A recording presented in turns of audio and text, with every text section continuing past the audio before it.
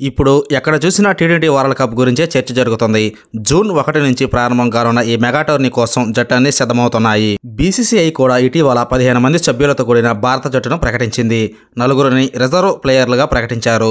ఈసారి వరల్డ్ కప్లో ఎక్కువ యువ ఆటగాళ్లకు పెద్దపీట వేశారు సెలెక్టర్లు. సీనియర్ ప్లేయర్ కేఎల్ రాహుల్కు ప్లేస్ దక్కలేదు. తొలిసారి 6 ఆటగాళ్లు టీ20 వరల్డ్ కప్ ఆడబోతున్నారు.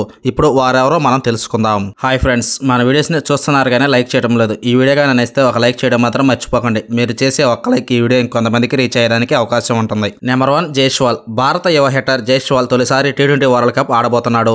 22 ఏళ్ల యశస్వి జైస్వాల్ టీమిండియా తరపున 17 టీ20 మ్యాచ్లు ఆడి 161.93 స్ట్రైక్ రేట్తో 502 రన్స్ చేశాడు. నెంబర్ 2 శివమ్ దుబే. ఐపీఎల్లో చెన్నై తరపున ఆల్రౌండర్ షో అదరగొడుతున్న శివమ్ దుబే ఎట్టకేలకు టీంలో చోటు దక్కించుకున్నాడు. శివమ్ దుబే భారత్ తరపున 21 టీ20 మ్యాచ్లు ఆడి 276 రన్స్ చేశాడు. Number 3 Sanju Samson. Rajasthan Royals captain Sanju Samson తొలిసారి టీ20 వరల్డ్ కప్ ఆడబోతున్నాడు.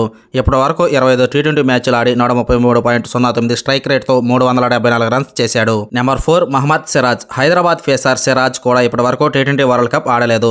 భారత్ తరఫున 10 మ్యాచ్లు ఆడిన సిరాజ్ మొదటిసారి వరల్డ్ కప్ ఆడబోతున్నాడు. నెంబర్ 5 చాహల్. ఐపీఎల్లో చాహల్ దుమ్మురేపుతున్నాడు. తన స్పిన్ మాయాజాలంతో ఐపీఎల్లో అత్యధిక వికెట్లు తీసిన ఆటగాడిగా నిలిచాడు. మన దేశం తరపున 80 మ్యాచ్లు ఆడిన చాహల్ మొదటిసారి టీ20 వరల్డ్ కప్ ఆడబోతున్నాడు.